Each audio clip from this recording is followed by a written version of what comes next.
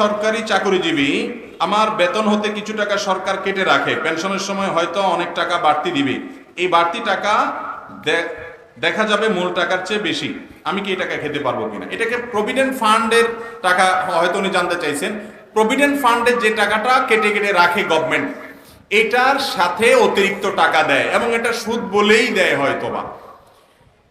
তারপরেও এদেশের সকল বিজ্ঞ প্রাজ্ঞ ওলামাদের ফতোয়া অনুপাতে সেটা সুদ হবে না। ডক্টর আব্দুল্লাহ জাহাঙ্গীর মাওলানার মাসআলা রয়েছে, মাওলানা আব্দুল মালিক সাহেবের ফতোয়া রয়েছে, আরো আমাদের ফতোয়া রয়েছে, এটা সুদ হবে না। কেন?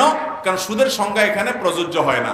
যেই টাকা আপনি পানই নাই সেটা তো আপনি জমা দেওয়ার প্রশ্ন ওঠে না, গভর্নমেন্ট দেওয়ার সময় আপনাকে কম দিয়া বাকিটা কেটে রেখে দিছে।